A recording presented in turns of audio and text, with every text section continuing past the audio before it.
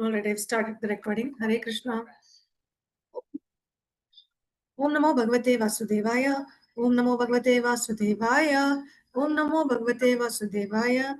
Om Ajnanatimrandasya Jnananjana Shalakaya.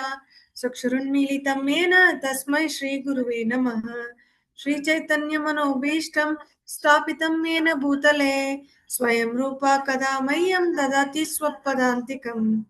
Vandeham Shri Guru Shriyuta Padakamalam Shri Gurun Vaishnavamscha Shri Rupam Sagrajatam Sahagana Raghunathanvitam Samsajivam Sadvaitam Savadutam Parijana Saitam Krishna Chaitanya Devam Shri Radha Krishna Padan Sahagana Lalita Shri Vishakhanvitamscha He Krishna Karuna Sindhu Deenabandhu Jagatpate Gopesha Gopika Kanta Radha Kanta Namostute Tapta Kanchana Gaurangi Radhe Vrindavaneshwari Vrishabhanu Sute Devi Pranamami Haripriye Vancha Kalpatarubhyascha Kripa Sindhubhya Evacha Patitanam Pavanebhyo Vaishnavebhyo Namo Namaha Nama Om Vishnupadaya Krishna Prasthaya Bhutale Srimate Bhaktivedanta Swamine Iti Namine Namaste Saraswate Devi Gauravani Pracharine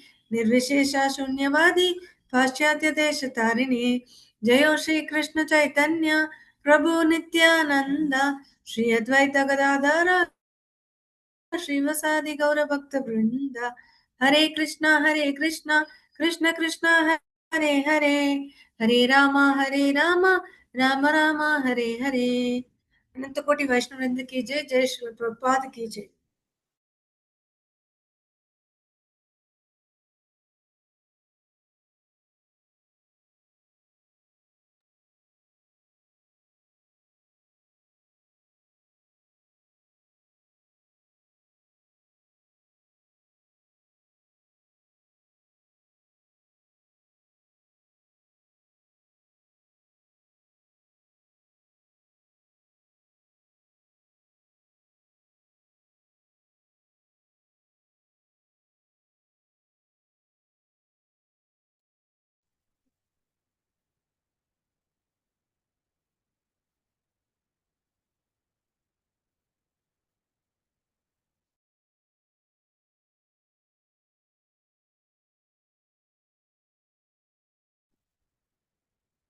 Hare Krishna, am I audible?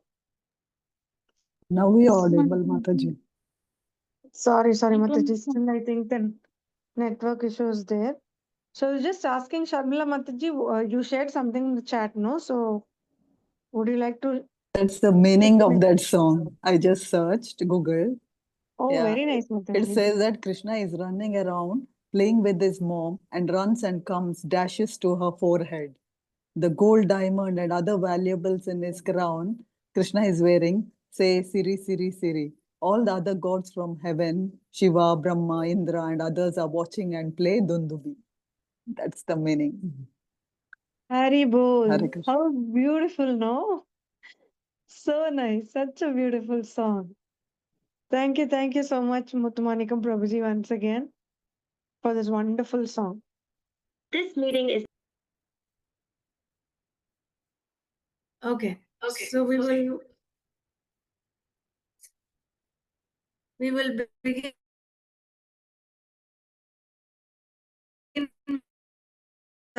chapter 2.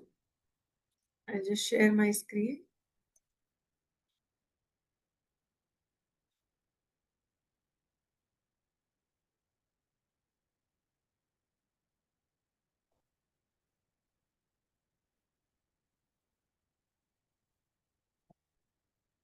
All right, so we started with chapter 2 in the last class, right? Planting the seed. Yes, Mataji. So anyone remembers what all points we discussed? Can you quickly share your thoughts? Anything which you're able to recollect? Mataji, at 22nd Avenue, there was a matchless gift where Prabhupada signed square feet of room where he has displayed a matchbox decorated with photos, the sign was like matchless gift was the only remaining memento. And the uh, instruction was like it has a front door uh, Hmm. is of a wooden frame which has a full length of plain glass. So if a person is in the room, they can see from the outdoor Mataji. And uh, uh, likewise and by 26nd Avenue, Prabhupada ji's second floor apartment was like he would go there and work and come to with the help of Bori friends. He cleaned the house and and placed mats, sitting mats, so that our new participants do come to hear the lectures. And by in the room only, Prabhupada and other disciples were helping for typewriter and desks, Mataji, for collecting manuscripts of Bhagavatams. Till there, I can recollect, Mataji. And some Very nice, Mataji. Yeah, yeah, young go ahead, artists, Mataji. young artisans were like interested in doing the paintings of the paper of the book, Mataji. And somewhere like they are introduced very young, has materially like they were hippies, Mataji. Like hippies says that they are like naked, they won't wearing any dress. But some girls wearing like slum areas shorts, or like they were the hippies people, Mataji. Till that much I have recurrent for Mataji. Very nice, Mataji. Hari bol to you. So beautifully you summarized it. I'm glad you were able to recollect so much, Mataji. Pretty much the essence of it you've captured. Very nice. Anyone would like to add anything more to what Shweta Mataji said? Anything else anyone would like to add? Hare Krishna. Any participants do want to recite? You can recite, please.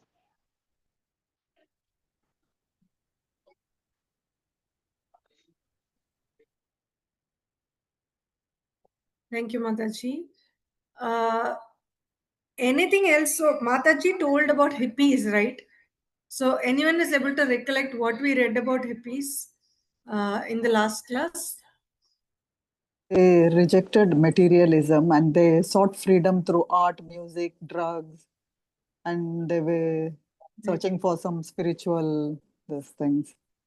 And they were attracted to the Eastern religion and Hmm. they hope to find enlightenment. Uh, Wonderful. Yeah, Mataji. Yes, Mataji, you wanted to continue?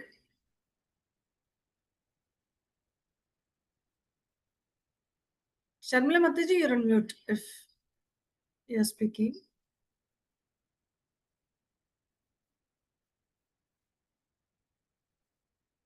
Okay, so yeah, Mataji. though like America was a prosperous country, Srila Prabhupada was surprised to see so many unhappy young people. Hmm. He understood that the real problem was spiritual emptiness, not social or economic issues. Like, and he felt that they could be happy only through Krishna consciousness, and their suffering could be solved. That's all. Very nice. So, kind of Krishna revealed the purpose to Srila Prabhupada as to, okay, he kind of showed a vision to Prabhupada. Okay, so this is why I've come here.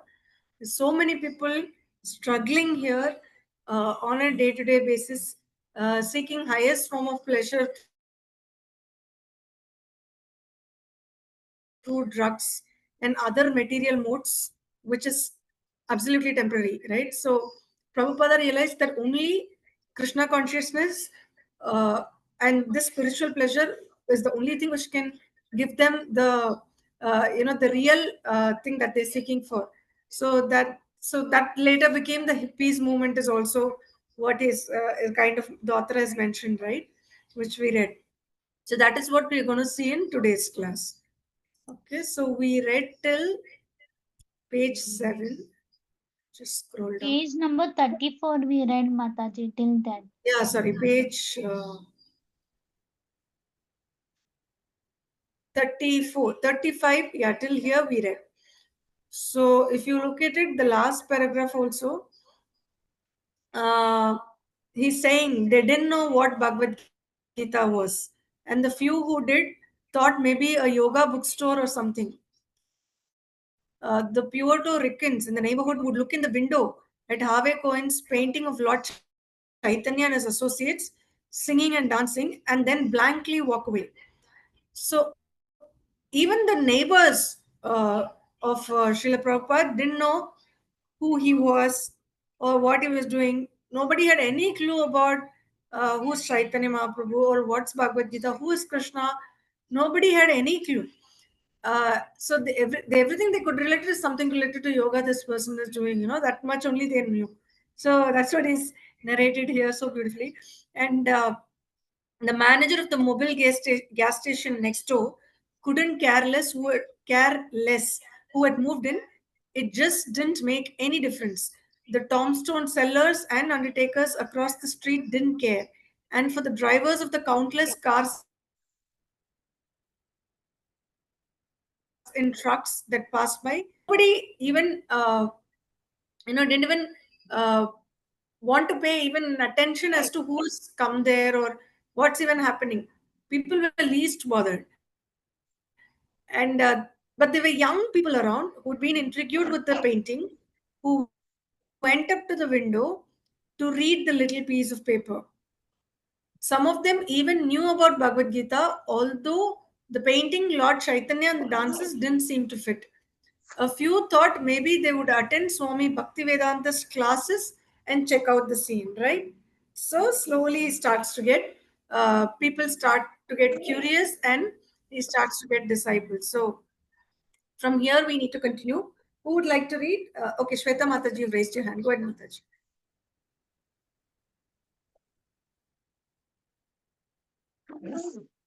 Hare Krishna. Hare Krishna, Mataji, sorry for disturbance. No problem, Mataji. Hare Krishna. Go ahead, Mataji.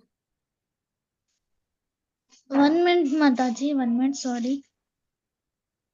Okay, Mataji. Or would you like to go next, Mataji? Would you need some time? Uh, yes, Mataji, because a little disturbance is there, so that's why. No, no problem, Mataji. You can do later when you're comfortable. Anyone else would like to read? Hare Krishna. Hare Krishna Mataji. Yes, Prabhuji, go ahead.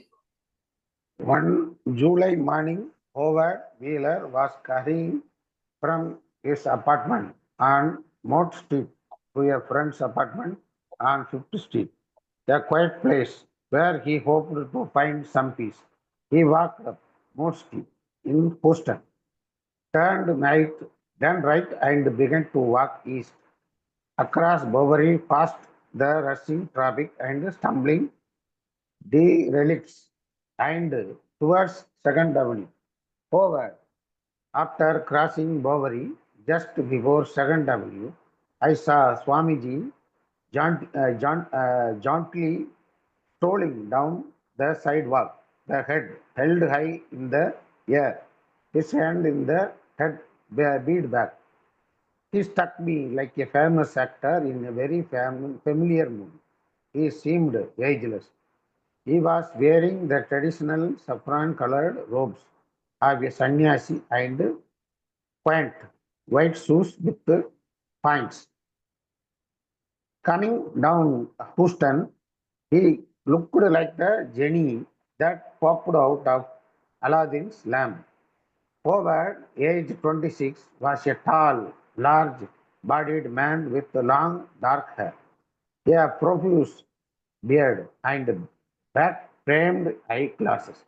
He was an instructor in English at Ohio State University and was fresh from a trip to India where he had been looking for a true guru. Bhaktivedanta Swami noticed Howard and they both stopped simultaneously. Howard asked the first question that popped into his mind. Are you from India? Bhaktivedanta Swami smiled. Oh, yes, and you? Howard, I told him no, but that I had just returned from India and was very interested in his country and the Hindu philosophy. He told me he he had come from Calcutta and had been in New York almost 10 months. His eyes were as fresh and cordial as a child's, and even standing before the trucks that rode and rumbled their way down Houston Street. He emanated a cool tranquility that was unshakably established in something far beyond the great metropolis that rode around us. Howard never made it to his friend's place that day. He went back to his own apartment on Mott Street to Keith and Valley, his roommates, and told them that everyone he knew about the guru who had inexplicably appeared within their midst. He told how he and the Swami had stood and talked together and how the Swami had mentioned this place nearby on Second Avenue where he was planning to hold some classes. Thank you, Forward. Prabhuji. Hare Krishna. Thank you, Hare Mother. Krishna, Prabhuji. Thank you so much, Prabhuji. Hare Krishna. Who would like to read next? Yes, Sharmila Mataji. Go ahead. Okay. Hare Krishna. All glories to Srila Prabhupada. Howard, I walked around the corner with him. He pointed out a small storefront building between First and Second Streets next door to a mobile filling station. It had been a curiosity shop, and someone had painted the words matchless gifts over the window.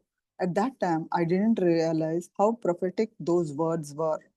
This is a good area, he asked me. I told him that I thought it was. I had no idea what he was going to offer at his classes, but I knew that all my friends would be glad that an Indian Swami was moving into the neighborhood. The word spread, although it wasn't so easy now for Carl agents and certain others to come up from the Bowery and Chinatown. They had other things to do. Roy Dubois, a 25-year-old writer from comic books, had visited the Swami on the Bowery, and when he heard about the Swami's new place, he wanted to drop by. James Green and Bill Epstein had not forgotten the Swami, and they wanted to come. The Paradox restaurant was still a live connection and brought new interested people. And others like Stephen Gorino saw the Swami's sign in the window. Steve, age 26, was a case worker for the city's welfare department. And one day on his lunch break, as he was walking home from the welfare office at 5th Street and 2nd Avenue, he saw the Swami's sign taped to the window. He had been reading a paperback Gita and he promised himself he would attend the Swami's class. Howard had also noticed the little sign in the window that day as he had stood with the Swami before the storefront. Lectures in the Bhagavad Gita, A.C. Bhaktivedanta Swami, Monday, Wednesday, and Friday, 7 to 9 p.m. Will you bring your friends? Prabhupada had asked. Yes, Howard had promised Monday evening. Thank you, Mataji. Hare Krishna. Thank you so much, Mataji. Hari Bol. Thank you so much. It was lovely, no? See how people have started to come. It's so nice to even read. When we visualize, I kind of see, I'm just wondering how nice Prabhupada would have felt when people started coming in, right? Finally, all his efforts are, gaining the momentum. Very nice. So I'm excited to hear more about Prabhupada. to read further. Who's going to read next? Hare Krishna. Hare Krishna Mataji. Yes, Mataji, go ahead. Mataji, scroll down the page, Mataji. Yeah, I just shared Mataji. Yeah. Okay. Hare Krishna Mataji. Dandavat. The summer evening was warm, Hare and Krishna. in the storefront, the back window and front door were opened wide. Young men, several of them dressed in black denims and button-down sports shirt with broad full stripes, had felt their worn sneaker by the front door and were now sitting on the floor. Most of them were from the Lower East Side. No one had to go to great trouble to come here. The little room were barren, no picture, no furniture, no rug, no even a chair. Only a few plain straw mat. A single bulb hung from the ceiling into the center of the room. It was 7 o'clock, and about a dozen people had gathered. When Bhakti Vedanta Swami suddenly opened a wide door and entered the room. He wasn't wearing a shirt and a saffron cloth that draped his torso left his arm and some of his chest bare. His complexion was smooth golden brown, and as they watched him, his beard shaven, his ear long lobed, and his aspect grave, he seemed like picture they had seen of the Buddha in meditation.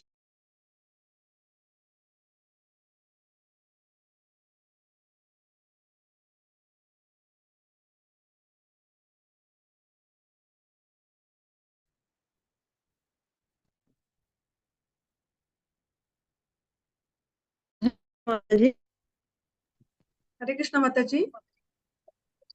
Mother, there is loss of screen. Yeah, is it visible, Mataji, for you? Mataji, 1 second. Maybe there's some internet issue. I'm shifting to another rooms for 1 second. Okay, Mataji. Yeah, we lost you suddenly. I was just wondering if it was my network issue. Sorry, Mata, it's my inside network issue. No problem. I'm audible? Yes, Mataji, you are. Go ahead. Okay. He seemed like picture they had seen of the Buddha in meditation. He was old, yet erect in his posture, fresh and radiant. His forehead was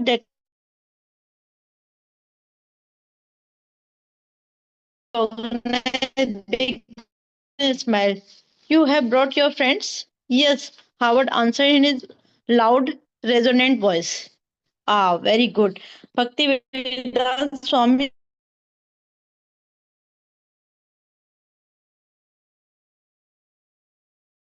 Mataji, your voice is breaking, Mataji. At least I'm not able to said. hear. Am I How audible? about others? Yes, It's now you are, breaking, Mataji, but Mataji. It's breaking. it was breaking, Mataji. We couldn't hear clearly. Okay, Mataji. Yeah. Would you like to continue, Mataji, and try once? I think it's still breaking. Breaking. Okay, Mataji, you give it some Right time. now, Very. I'm audible. Yes. It's breaking, Mataji. Trying. Yes, Hare Krishna Mataji Sutari. Yes, Howard answered in his loud, resonant voice. Oh, And his loud, very good. resonant voice. Ah, It's okay. okay, Mataji. Mutmanikam Prabhuji is continued to read. It's okay, Mataji. You can come back. Ah, Okay, very Prabhuji. good. Bhakti Vedanta Swami stepped out of his white shoes, sat down on a thin mat, faced his congregation, and indicated they could all be seated. He distributed several pairs of brass cymbals and briefly demonstrated the rhythm. 1, 2, 3. He began playing a startling ringing sound. He began singing Hare Krishna, Krishna Krishna, Hare Hare, Hare Rama, Rama Rama, Hare Hare. Now it was the audience turn, chant. He told them, some already knew Gradually, the others caught on, and after a few seconds, all were chanting together.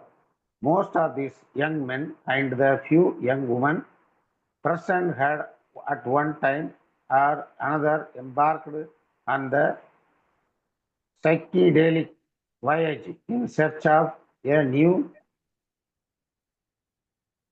world of expanded consciousness. Boldly and recklessly, they had entered the turbulent, forbidden waters of LSD, peyote, and magic mushrooms.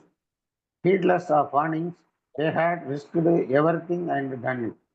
Yet there was a merit in their valor, their eagerness to find out the extra dimension of the self, to get beyond ordinary existence, even if they didn't know what the beyond was or whether they could ever return to the comfort of the ordinary. Nonetheless, whatever truth they had found, they remained unfulfilled. And whatever worlds they had reached, these young psychedelic voyagers had always returned to the lower east side. Now they are sampling the Hare Krishna mantra. When Thank you, Kirtana, Prabhuji. thank you, Mataji. Thank you, Prabhuji. Hare Krishna. Anyone else would like to read? Can you please raise your hands, because then it becomes easy for me to call out. Anyone who would like to read, please raise your hand in the. You'll see a raise hand option in the Zoom meeting, so you can click that. Anyone is in?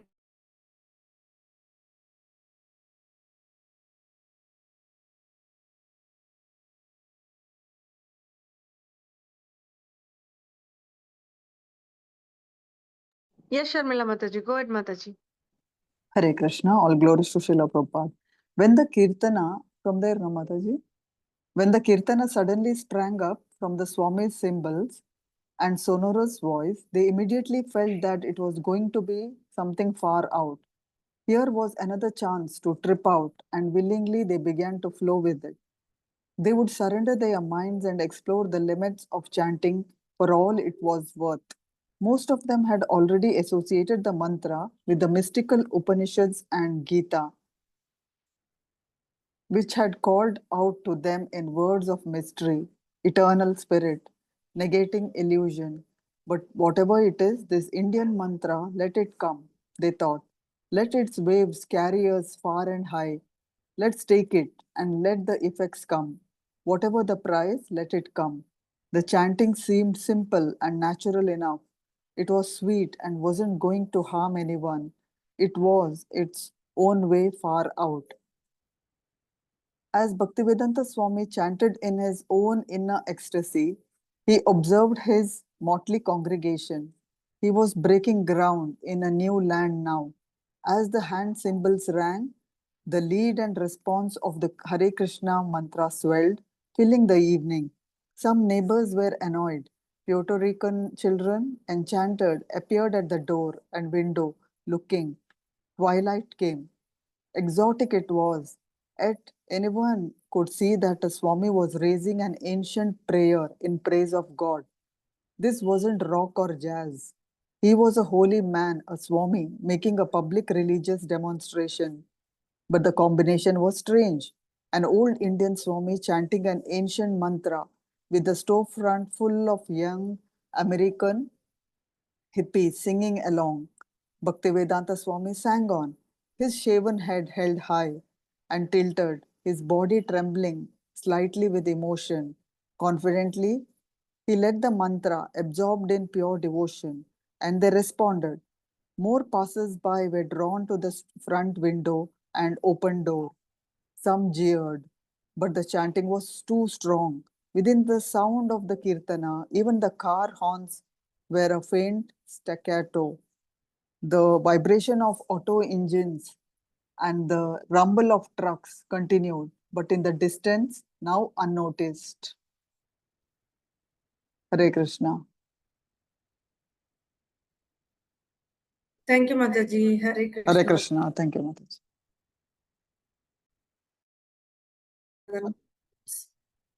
Anyone else would like to read? Hare Krishna. Thank you, Mataji. Krishna Kumar Prabhuji, would you like to read?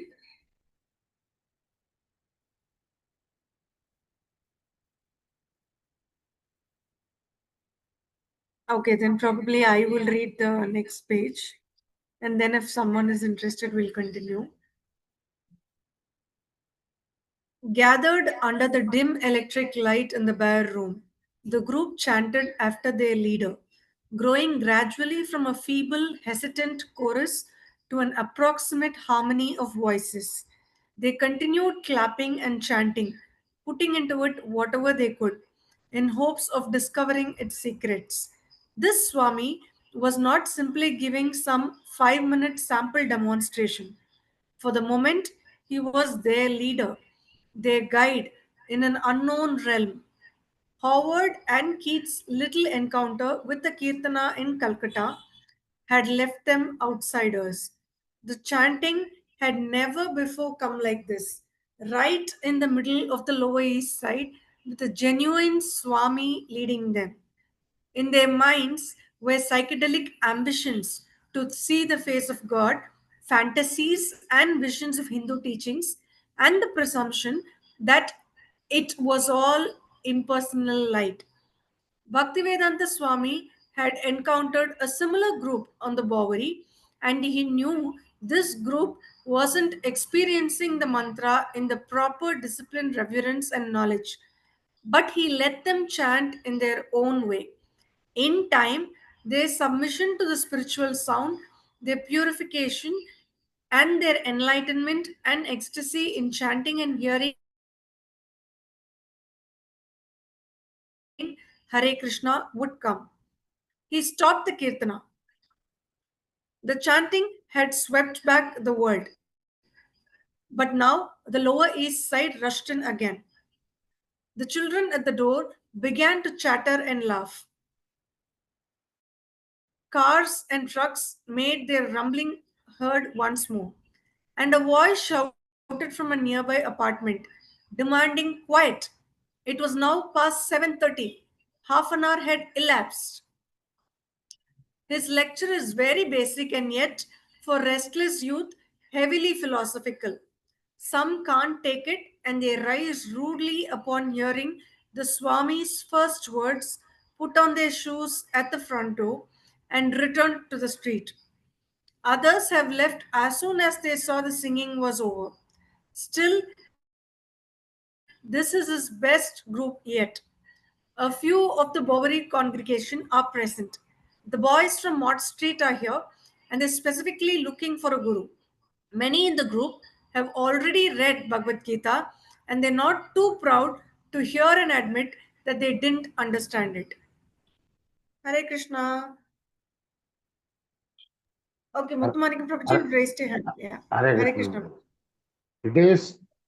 It's another hot and noisy July evening outside his door. Children are on summer vacation and they stay out on the street until dark. Nearby, a big dog is barking. Roll, roll, roll. The traffic creates constant rumbling. Just outside the window, little girls are shrieking. And all this makes lecturing difficult. Yet, despite the distraction, children, traffic, and dogs, he wants the door open.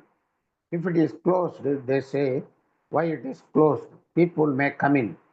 He continues undaunted, quoting Sanskrit, holding his audience, and developing his urgent message. While the relentless cacophony rivals his everywhere, roll, roll, roll, feedback, feed, feed, yeah. Shrieking little girls disturb the whole block.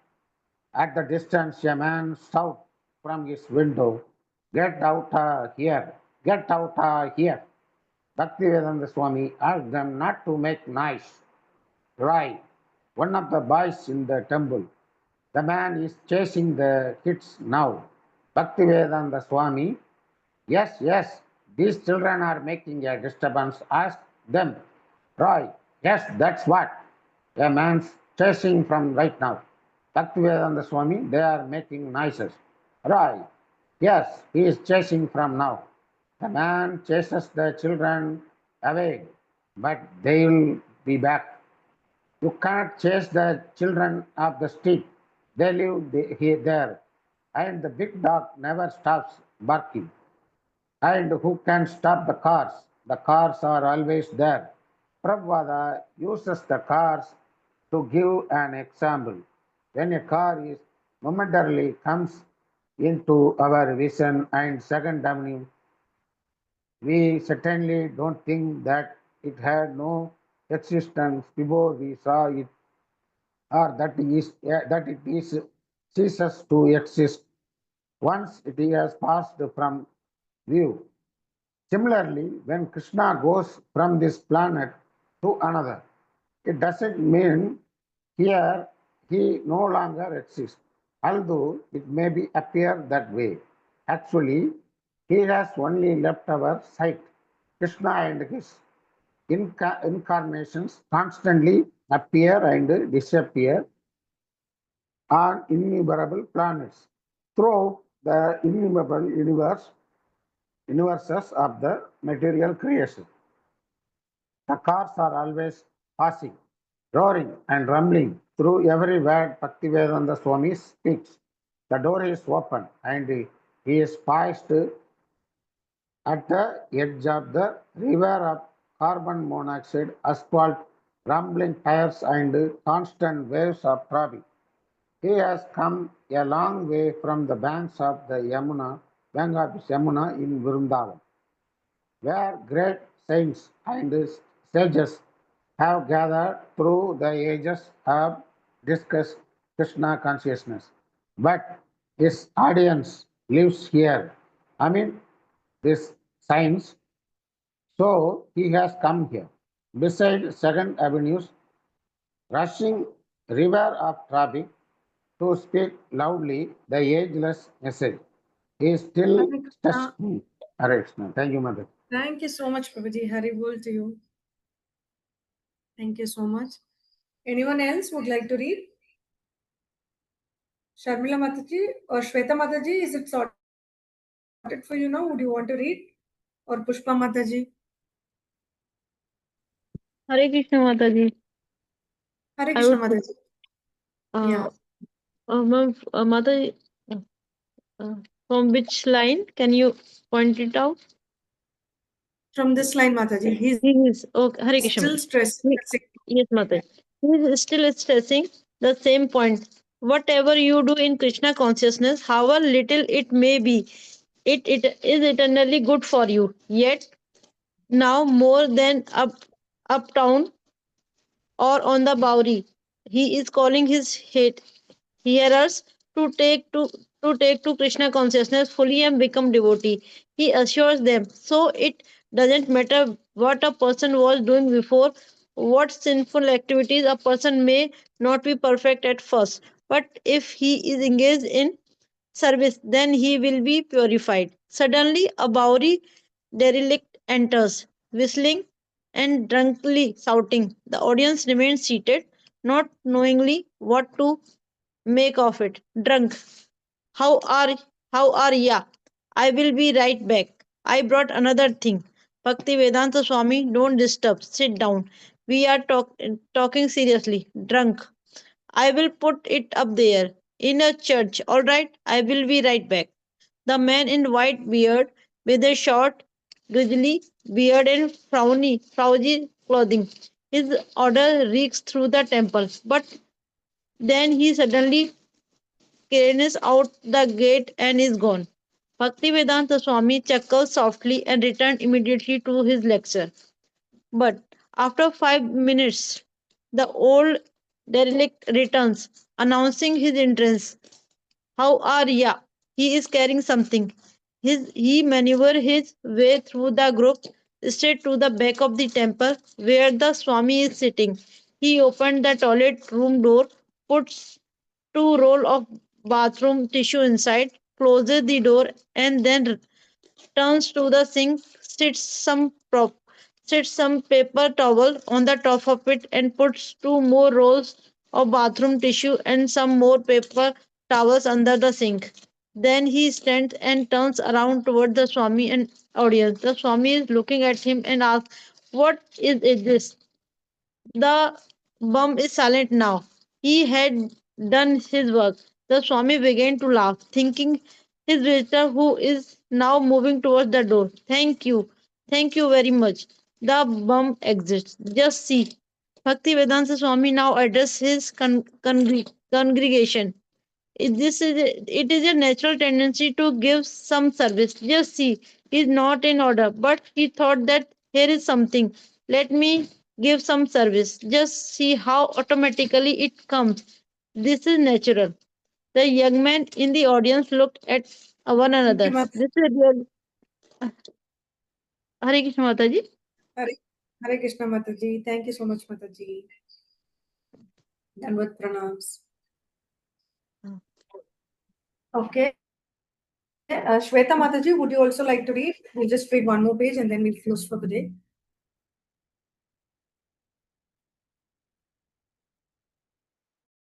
Okay, I think Shweta Mataji is facing issue. Sharmila Mataji, would you like to read? Okay, Mataji, Hare Krishna. Hare Krishna. All glories to Srila Prabhupada. The young men in the audience look at one another. This is really far out. First, the chanting with the brass cymbals, the Swami looking like Buddha and talking about Krishna and chanting. And now this crazy stuff with the bum. But the Swami stays cool. He's really cool. Just sitting on the floor like he's not afraid of anything. Just talking his philosophy about the soul and us becoming saints and even the old drunk becoming a saint. After almost an hour, the dog still barks and the kids still squeal. The Swami answers some questions and then starts another kirtana. And the lower east side once again abates. The chanting begins. The brass cymbals, Bhaktivedanta Swami's voice carrying the melody, and the audience responding. It goes on for half an hour and then stops. The audience sits before the Swami while a boy brings him an apple, a small wooden bowl, and a knife. As most of the audience still sits and watches, gauging the after effects of the chanting, as though it had been some new drug. The Swami cuts the apple in half, then in fourths, then in eighths, until are many pieces. He takes one himself and asks one of the boys to pass the bowl around. The Swami holds back his head and deftly pops a slice of apple into his mouth. Without touching his finger to his lips, he chews a bit, ruminating his lips closed. The members of the congregation munch silently on little pieces of apple. They watch as the Swami stands, slips into his shoes, and exits through the side door. Should I continue, Mataji? Or Hare Krishna? Mataji, continue, Mataji. Finish this Okay. page, Mataji. Okay. We shall call our society ISKCON. Bhaktivedanta Swami had laughed playfully when he had first coined the acronym. He had initiated the legal work of incorporation that spring, while still living on the Bowery. But even before its legal beginning, he had been talking about his International Society for Krishna Consciousness, and so it had appeared in letters to India and in the Village Voice. A friend had suggested a title that would sound more familiar to Westerners, International Society for God Consciousness. But God was a vague term, whereas Krishna was exact and scientific. God consciousness was spiritually weaker, less personal. And if Westerners didn't know that Krishna was God, then the International Society for Krishna Consciousness would tell them by spreading his glories in every town and village. I Very think there nice, is. Mataji. Thank you, Mataji. Hare Krishna. Thank you so much, Mataji. Hare Krishna. Thank you. How beautiful, right? Finally, we've read the story of ISKCON, how ISKCON, the name came in, and we could see that happiness in the way, it's like it's been narrated, right? Prabhupada, how coolly he's been handling all the chaos, but still he was very happy that so many people had come in for congregation and people are still sitting in with a lot of patience, and he has started forming his own set of group to spread Krishna consciousness. So that is the beauty of this. So lovely, right? It is a very good chapter to read. I enjoyed reading it with all of you. Thank you so much. Tanvat Pranam. So we will continue tomorrow as well. Requesting all to please join by 8:55 p.m. max, because we'll do one round of Mahamantra chanting and then any kirtan. If anyone would like to sing tomorrow also, just let me know. Drop me a message in WhatsApp. And then after that, we will continue with our chapter 2. Hare Krishna, Danvat Pranams to all of you. Thank you, Thank Mataji. you, Hare Mataji. Krishna. Hare Krishna, Mataji. Hare Krishna. Vancha kalpatarubhyascha kripa sindhubhya eva cha patitanam pavanebhyo vaishnavebhyo namo namaha. Ananta koti Vaishnav Vrinda ki jai. Jai Srila Prabhupada ki jai.